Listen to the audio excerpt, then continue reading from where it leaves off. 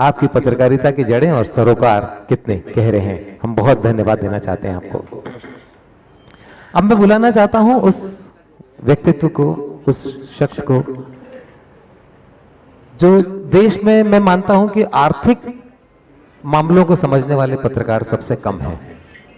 आर्थिक मामलों की जो रिपोर्टिंग पहले हुआ करती थी, हम देखते हैं सुचिता दलाल जी ने एक रिपोर्ट लिखी, उसके बाद में क्या क्या हो गया, हर्षद मेहता कांड हो गया, सरकारें खतरे में आ गई।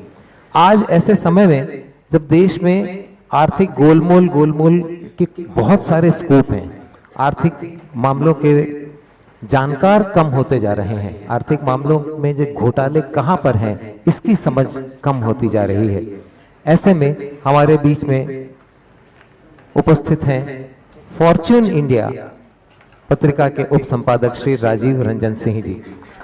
जोरदार तालियां इस बात के लिए होनी चाहिए कि उनकी जो रिपोर्टिंग है उसने कई बड़े घरानों को हिलाया है, कई घोटालों को उजागर किया है।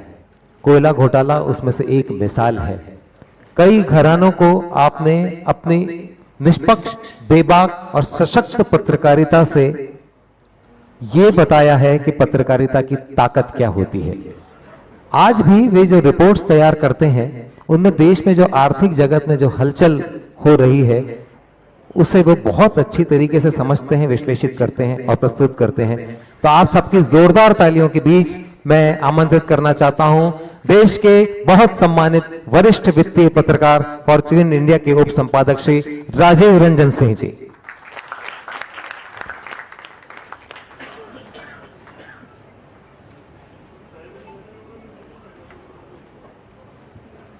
काफी लंबे कदकाठी के पहले वक्ता थे, थोड़ा माइक नीचे कर लिया जाए।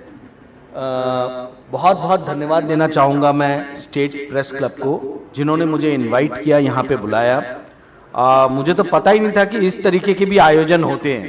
पूरे भारतवर्ष में अलग अलग जगहों पे काम किया है मैंने रह के, बट जो इंदौर का स्टेट प्रेस क्लब है मैं उसको सैल्यूट करना चाहूँगा। इस तरीके का आयोजन मैंने कहीं नहीं देखा।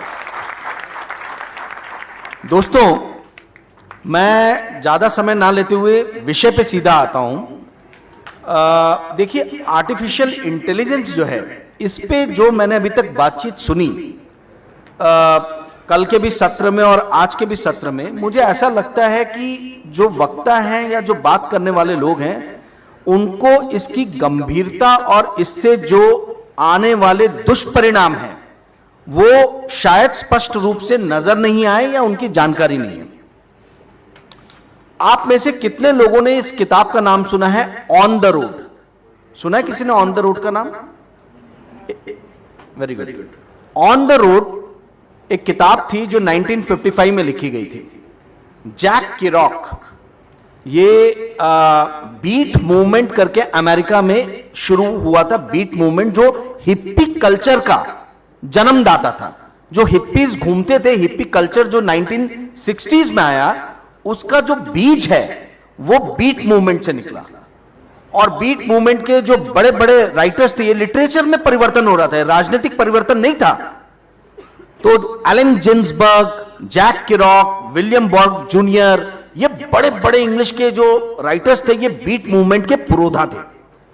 और उसी वक्त में ऑन द रोड्स करके 1950s में किताब लिखी गई। अब आप बोलोगे कि आर्टिफिशियल इंटेलिजेंस का 1950s में लिखी गई किताब से क्या संबंध है?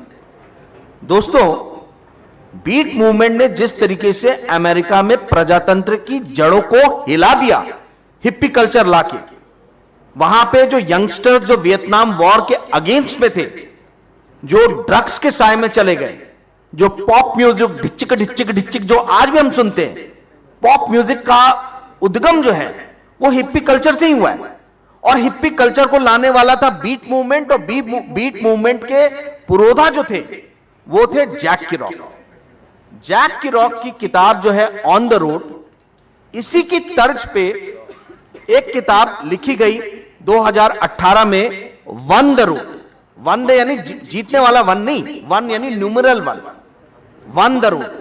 और इस किताब की खासियत थी कि ये पूरी किताब मशीन ने लिखी, ये पूरी किताब आर्टिफिशियल इंटेलिजेंस से लिखी गई। और ये दुनिया की पहली आर्टिफिशियल इंटेलिजेंस से लिखी गई किताब थी। किताब को जब देखा गया तो उसमें समझ में आया कि जो भावनाएं होती हैं, beat movement was all about emotions. तो ये देखा गया कि जो वन द रोड है उसमें इमोशंस मिसिंग है।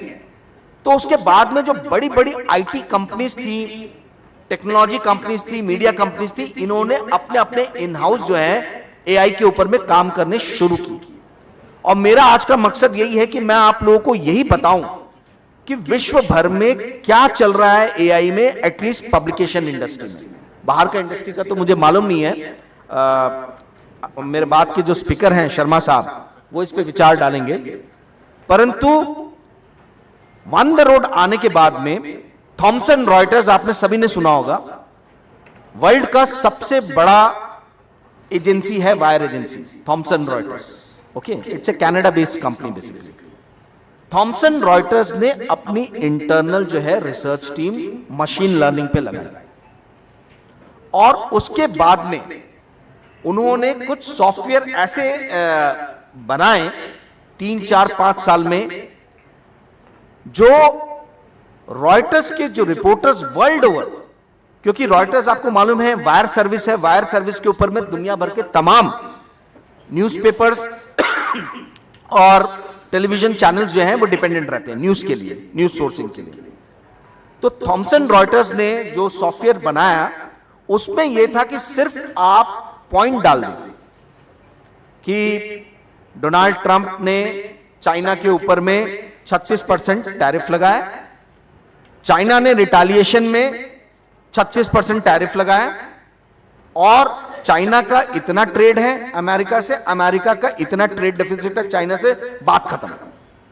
और आपने उसमें लिख दिया right this report in Charles Dickens fashion. आपको पता होगा जितने बड़े बड़े इंग्लिश के ऑथर्स हैं, बहुत सारे पत्रकार रहे हैं, ठीक है, वो रिपोर्ट पूरी की पूरी जो है वो बन के आ जा रही है। ना केवल रिपोर्ट बन के आ जा रही है, आपको जान के आश्चर्य होगा, मैं बहुत इगोइस्ट आदमी हूं, मैंने कोई न्यूज रिपोर्ट लिखा तो मुझे नहीं चाहिए कि कोई मशीन जो है उसको एडिट करे, कुछ करे, पर वहां पे एक बटन सिर्फ आपको पुश करना है, और वो जो इनका सॉफ्टवेयर है, नाम है open arena. Open arena software जो है, जो इन्होंने डेवलप किया, इन हाउस डेवलप किया ओपन एरिना, नट ग्राफ कैचर करके एक बटन है, मतलब आप बटन दबाओगे तो नट NUT नट ग्राफ कैचर ये आ जाएगा लिख के। नट ग्राफ कैचर आपको बताएगा, ऑथर को बताएगा कि no no no no no, your report is incomplete.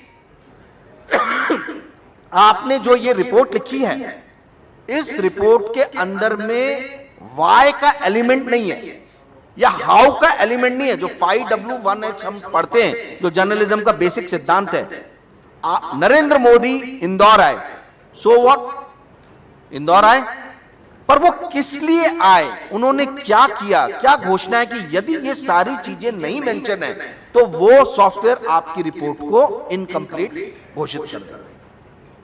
अब जो मैं कल सुन रहा था, कल लोग बोल रहे थे कि भाव कहां से लाएंगे, भाव कहां से आएगा, इंसान का भाव, इंसान का इमोशन, थैंक यू सर, इंसान का भाव, इंसान का इमोशन कहां से आएगा। मशीन लर्निंग बहुत ही फास्ट बढ़ रहा है, अभी ये एक जर्नलिस्ट की भूमिका में धीरे धीरे आने लगा है, और हम लोग के लिए ये बहुत बड़ी खतरे की घंटी है कि वर्ल्ड ओवर जो डेस्क का जॉब है, जो एडिटिंग का जॉब है, मुझे मेरी अंग्रेजी के ऊपर में बहुत गुमान था, मुझे मालूम था कि कहां मेटाफर लगाना है, कहां एडजेक्टिव यूज करना है, कहां वर्ब होगा, प्रोवर्ब होगा, उसका कहां खूबसूरती से इस्तेमाल करना है। पर जब मैं मशीन के साथ लड़ने जा रहा हूं तो वो देख के बोल रहा है नहीं, मेटाफर जहां आपने लगाया वो ठीक नहीं है, मेटाफर को अगर आप इस लाइन में यूज करते तो आपका ज्यादा पंचिंग, ज्यादा इंपैक्टफुल जो है वो आपकी स्टोरी बनती। तो एडिटिंग का जो जॉब है, जो भाषा की खूबसूरती मैंने 20-25 सालों में सीखी मेहनत करके, वो भाषा की खूबसूरती जो है आज उसकी कोई वैल्यू नहीं रह गई, ठीक है। तो जो भाव की हम बात करते हैं, वो भाव भी आएगा धीरे धीरे, वो भाव भी आएगा, मैं उसकी कुछ एग्जांपल्स भी आपको आगे दूंगा। तो जिन लोगों ने, मतलब पेरेंट्स ने इंग्लिश मीडियम में पढ़ाया, खैर मेरे फादर एयरफोर्स में थे तो मुश्किल गया नहीं, बट बहुत लोग इंग्लिश मीडियम में पढ़ाते हैं बच्चों को कि लैंग्वेज सीखें, लैंग्वेज की खूबसूरती सीखें, फीस बहुत ज्यादा रहती है। वो खूबसूरती जो लैंग्वेज की है, वो लैंग्वेज की खूबसूरती जो आपने सीखी है और जो as an author, as a writer, as a journalist आप यूज करके अभी तक नाम कमा रहे थे, वो जो आपका गुण था, वो गुण अब पीछे की तरफ जा रहा है, क्योंकि मशीन वो काम जो है कुछ सेकंड में कर सकती है। 500 वर्ड की रिपोर्ट लिखने के लिए यदि मुझे 40 से 45 मिनट लग रहे हैं, तो मशीन जो है वो 30 सेकंड के अंदर में 500 वर्ड की आपको रिपोर्ट लिख के दे रही है, और बेहतर रिपोर्ट लिख के दे रही है। वर्ल्ड की जो सबसे बड़ी एजेंसी है इकोनॉमिक एंड फाइनेंस रिपोर्टिंग के लिए मानी जाती है, रिपोर्टिंग से ज्यादा उनके पास में डाटा है। अगर मुझे जानना है कि नाइजीरिया के बॉन्ड जो हैं वो किस प्राइस पे आज की डेट में ट्रेड कर रहे हैं, तो मेरे पास में वही एकमेव जो है वो साधन है। अर्जेंटीना के बॉन्ड प्राइसेस देखने हैं तो मैं कहां जाऊं, तो मुझे थक हार के ब्लूमबर्ग पे जाना पड़ता है। ब्लूमबर्ग एक दिन में कम से कम 5000 रिपोर्ट्स निकालता है। ब्लूमबर्ग का टर्मिनल बहुत कॉस्टली है, 25 से 30 लाख रुपए, मतलब जिस टाइम में जिस ऑर्गेनाइजेशन में मैं काम करता था हम लोगों ने लिया था, 25 लाख रुपए के आसपास में एक टर्मिनल था। ठीक है, अब आप सोचिए 5000 रिपोर्ट लिखने के लिए कितने पत्रकार चाहिए आपको। मतलब कम से कम 2500 पत्रकार चाहिए होंगे। एक दिन में 2 रिपोर्ट लिख रहा है एक ह्यूमन, एक इंसान की कैपेबिलिटी है लिखने की। ठीक है, 90% रिपोर्ट जो है वो मशीन लिख रही है। तो जो बच्चे अभी पत्रकारिता कर रहे हैं, मुझे नहीं मालूम ये उपस्थित दर्शकों में कितने हैं जो पत्रकारिता कर रहे हैं, परंतु ये आप लोगों के लिए खतरे की घंटी है, क्योंकि पत्रकारिता में जॉब धीरे धीरे विलुप्त होने वाले हैं। और ये मैं खुद देख रहा हूं, जो जितनी इंटरनेशनल पब्लिकेशंस हैं, चाहे ब्लूमबर्ग हो, रॉयटर्स हो, फॉर्च्यून हो, फोर्ब्स हो, सब में डेस्क में जहां पहले 15 लोग काम करते थे, अब 3 लोग काम कर रहे हैं, 4 लोग काम कर रहे हैं। जो मशीन एडिट कर रही है सिर्फ उसको देखने का काम कर रहे हैं ये लोग कि मशीन ने कुछ गड़बड़ तो नहीं कर दिया, क्योंकि मशीन अभी तक परफेक्ट नहीं है, बट काम चल रहा है उसको और परफेक्शन पे लाने के लिए। तो जो पहले 15 लोग का काम हुआ करता था एक डेस्क पे, वो अब 3 लोग का रह गया। आप लोगों ने सुना होगा एक हफ्ते पहले रिपब्लिक टीवी ने 7 या 8 पत्रकारों को निकाल दिया, सीनियर पत्रकार था। क्यों निकाला? क्योंकि उनकी अब जरूरत नहीं रहेगी। वो जो एडिट करते, जो न्यूज आती थी फील्ड से, उसको जो एडिट करने के काम करते थे वो अब मशीन द्वारा हो रहा है। एबीपी ने 12 लोगों को निकाला अभी हाल फिलहाल में। तो हम इसके खतरों को समझ नहीं रहे। खतरे बहुत ज्यादा हैं। कई कोर्सेस तो गायब हो जाएंगे, जैसे जर्नलिज्म का एक कोर्स हुआ। जर्नलिज्म में एक ही चीज फायदेमंद है कि फील्ड पे जाके रिपोर्ट्स अभी मशीन्स नहीं निकाल पा रहे, तो जो इंफॉर्मेशन सोर्स करना है वो जॉब बचा रहेगा। जो हम लोग हैं खाटी रिपोर्टर, जो फील्ड में जाके इंफॉर्मेशन निकालते हैं, बट कोई भरोसा नहीं, कल को हो सकता है रोबोट्स आ जाए, वो आज जाके इंफॉर्मेशन ले रहे हैं। प्रेस रिलीजेस जितने भी अखबार चलते हैं, यदि आप अखबारों को देखें तो इनका 50 से 60% कंटेंट जो रहता है वो ओरिजिनल स्टोरीज का नहीं रहता है, वो प्रेस रिलीजेस रहते हैं। ब्लूमबर्ग ने, रॉयटर्स ने एक बेहतरीन मशीन्स खड़ी कर दी हैं जो प्रेस रिलीज को रिपोर्ट्स में कन्वर्ट कर सकती है। और ये तो ब्लूमबर्ग और रॉयटर्स की बात कर रहा हूं, टाइम्स ऑफ इंडिया और तमाम तरीके के जो बड़े सशक्त फाइनेंशियली ग्रुप्स हैं इंडिया में पब्लिकेशन के, सभी के सभी जो हैं अब ये मशीन द्वारा प्रेस रिलीज जो है उससे न्यूज रिपोर्ट में कन्वर्ट कर रहे हैं। ट्रांसलेशन का जो जॉब होता था, translation is also an art. ये बोलना कि भाई सीधा एकदम शब्दों को जो है ना एकदम कन्वर्ट कर दिया, वैसा नहीं है। ट्रांसलेशन अपने आप में बहुत ही खूबसूरत आर्ट था। ट्रांसलेशन का जॉब जो है, ट्रांसलेटर्स का जॉब ऑलमोस्ट वैनिश हो जाएगा। 5-10 साल चल गया तो बहुत बड़ी बात है, नहीं तो ये मुझे लगता है 1 से 2 साल में ट्रांसलेटर्स का जॉब कंप्लीटली वैनिश हो जाएगा। तो दोस्तों, ये तो मैं आपको अपनी फील्ड का बता रहा हूं। अब इसमें क्या होगा आप ये समझिए। जो खतरा है, जॉब का तो खतरा है ही, पर मशीन वही रिपोर्ट लिख सकती है जो ऑलरेडी पब्लिक डोमेन में है। जो चीज पब्लिक डोमेन में नहीं है आप उसको कैसे ढालोगे? और न्यूज मतलब कुछ नया, हमेशा कुछ नया, वही न्यूज है। तो होने ये वाला है कि हमको एक ही तरीके के विचार जो है वो ज्यादा सुनने और देखने को मिलेंगे, और ये होता है माइंड की हैकिंग करना। ब्रेन हैकिंग जो है वो जो चल रही है वो ऐसी चल रही है कि आपको हर जगह करो। मैं एक एग्जांपल दे रहा हूं, तो एक ही आदमी को आप अपने घर में टीवी पे भी देख रहे हैं, एक ही आदमी को आप सड़क पे भी देख रहे हैं, एक ही आदमी को आप हवाई जहाज पे भी देख रहे हैं, और एक ही आदमी को जो है आप चर्चा करने के लिए जा रहे हैं या कोई कॉन्फ्रेंस में अटेंड करने जा रहे हैं तो उसकी फोटो भी देख रहे हैं। तो आपके दिमाग में धीरे धीरे वो व्यक्तित्व जो है, वो पर्सनालिटी जो है वो हावी हो जाएगी। और ये पूरी जो वॉर है, ये जो मशीन वर्सेस ह्यूमन की जो वॉर है, इसका आधार, इसका केंद्र बिंदु यही है कि इंसान के माइंड को कैसे हाईजैक करना है। दुनिया के अंदर में फेसबुक, ट्विटर, 3-4 और सोशल मीडिया प्लेटफॉर्म ले लीजिए, यूट्यूब और बाकी जो हैं, उसमें जो हावी आपको दिखेंगी न्यूज, आपको लगेगा यही न्यूज है। तो जो विविधता है, रीजनल न्यूज़पेपर एक एक करके धीरे धीरे वैनिश हो गए, खत्म हो गए। न्यूज़पेपर निकालना बहुत मुश्किल है। मैं कल 1-2 लोगों से मिला यहां इंदौर में जो अपना अखबार निकाल रहे हैं, आई सैल्यूट टू देम। किसी ने बताया 1980 से निकाल रहे हैं, कोई किसी ने बताया 1985 से निकाल रहे हैं, पर अपने न्यूज़पेपर निकाल रहे हैं। मैं उनके जज्बे को सलाम करता हूं। बट फाइनेंशियली कब तक ड्रेन लाके आदमी जो है वो पब्लिकेशंस को रन कर सकता है? एक सीमा है। फाइनेंशियली आप बहुत ज्यादा दिन तक ब्लीड नहीं कर सकते। तो ये पब्लिकेशन की बात हुई। कला की बात जो आज है, रचनात्मकता का अंत या रचनात्मकता के खतरे। देखिए मतलब अंत बोलना मुश्किल होगा, क्योंकि 1990s में आप याद कीजिए, एक ऑथर हुआ करते थे फ्रांसिस फुकुयामा। उन्होंने किताब लिखी थी इतिहास का अंत, द एंड ऑफ हिस्ट्री।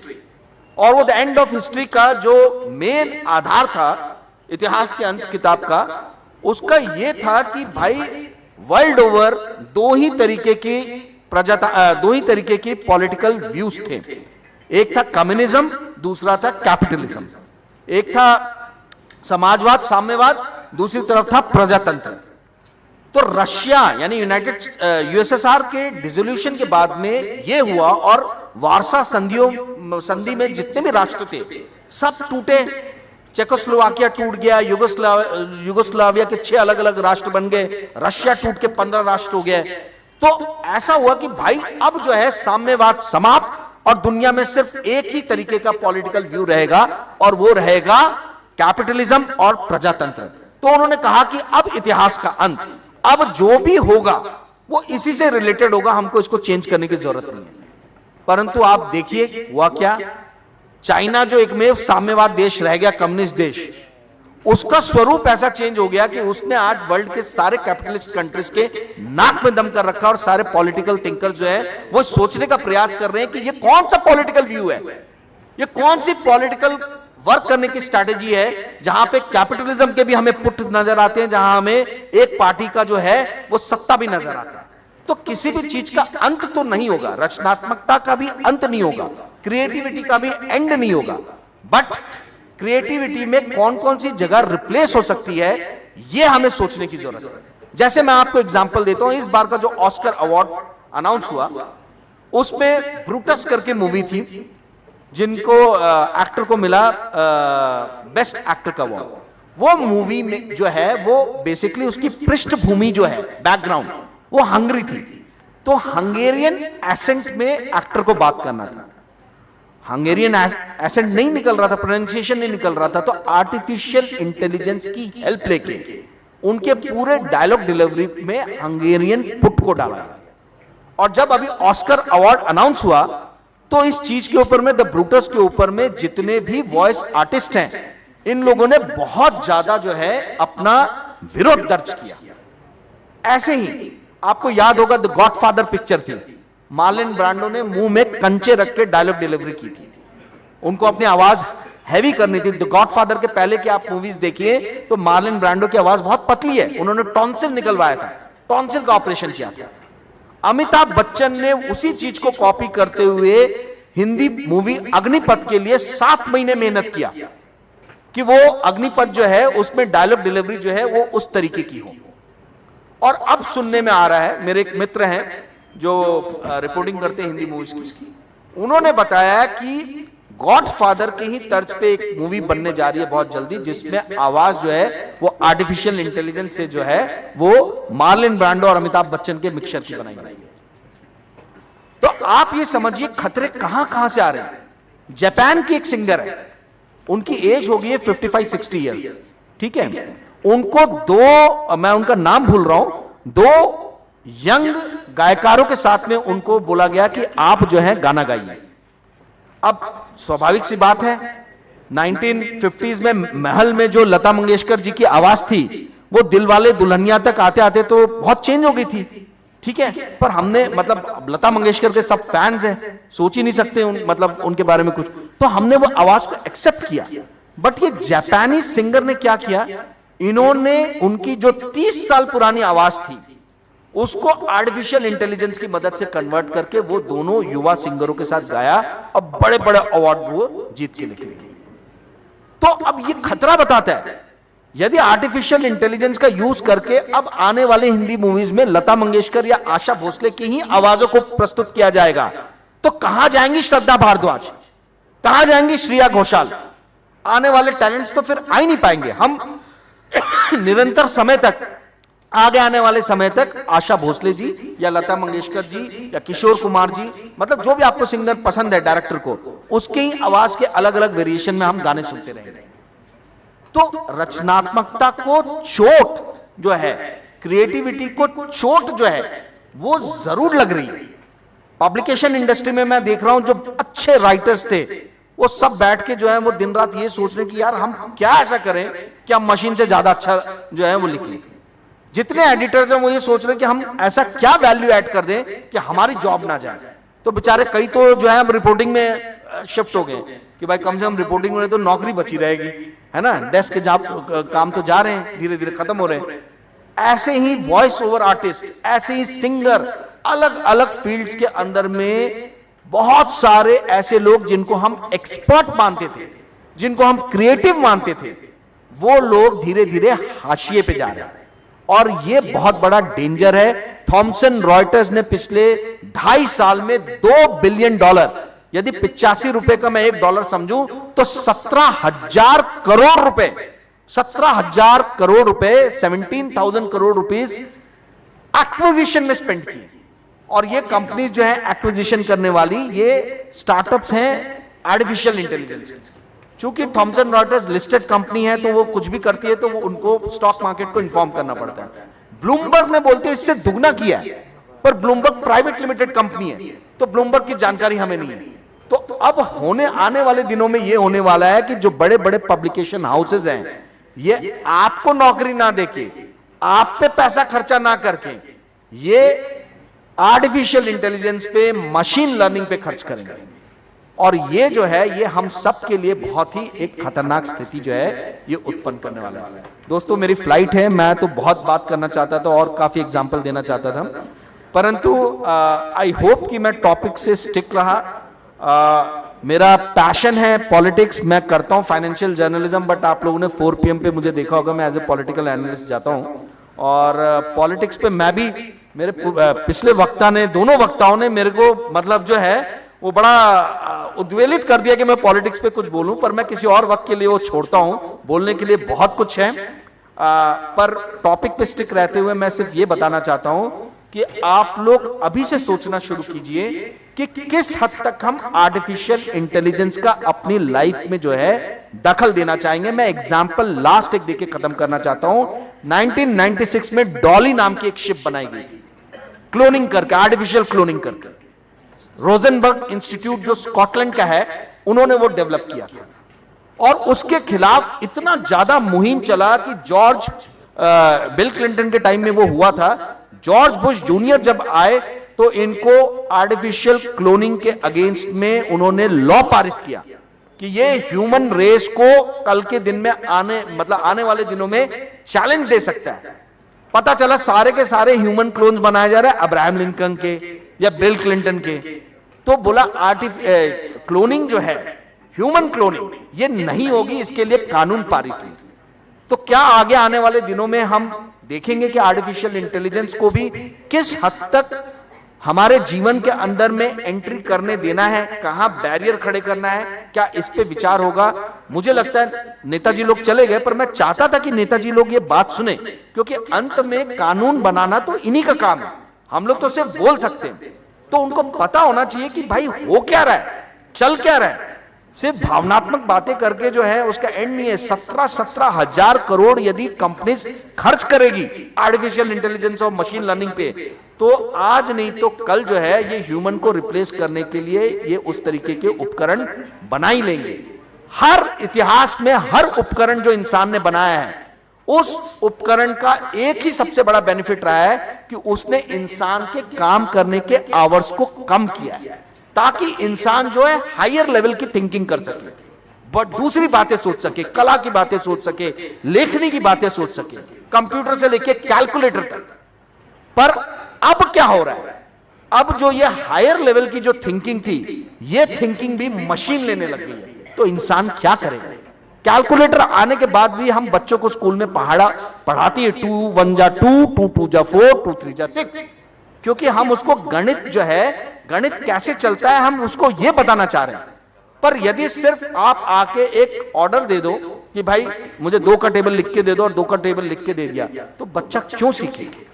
तो ये सोचने की जरूरत है कि हमारी जो पहले के जितने भी आविष्कार हुए, इसने इंसान के समय को बचाया, इंसान के समय को बचाया, ताकि इंसान हायर लेवल की थिंकिंग कर सके, क्रिएटिविटी में, रचनात्मकता में अपने समय को लगा सके, राइटिंग कर सके, सिंगिंग कर सके। अब वो चीज का भी स्कोप जो है वो कम हो रहा है, और ये सबसे बड़ा खतरा है। धन्यवाद दोस्तों, आई होप आपको ठीक लगा होगा।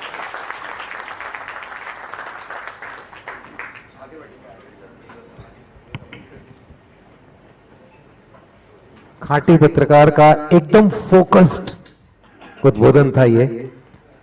आपने बहुत जो आसन्न खतरे हैं वो बहुत गंभीरता के साथ में बताए, और आपने साथ ही एक सुझाव भी दिया जिस पर निश्चित तौर पर सभी राजनीतिक दलों को विचार करना चाहिए, जो देश के नीति नियंता हैं उनको विचार करना चाहिए कि आर्टिफिशियल इंटेलिजेंस हमारे जीवन में किस हद तक प्रवेश करेगा। इसके लिए कोई नीति निर्धारण हो और उसे सीमित करने के लिए कोई कानून भी लाया जाए, जैसे ह्यूमन क्लोनिंग को बैन करने के लिए लाया गया। इस सुझाव के लिए जोरदार तालियां होनी चाहिए सर। निश्चित तौर पर ये एक सुझाव गौर किया जाना चाहिए, और आर्टिफिशियल इंटेलिजेंस पर जो हमारा सत्र है उसके जो आउटकम होंगे, उसके जो निष्कर्ष होंगे, उनमें ये सुझाव भी निश्चित तौर पर शामिल होगा। इसके अलावा आप प्रभावित हुए होंगे जिस तेज गति से उन्होंने नाम बताया पुस्तकों के आर्टिस्ट के, वो क्यों हो पा रहा था, क्योंकि आप बीबीसी क्विज के मास्टरमाइंड भी हैं।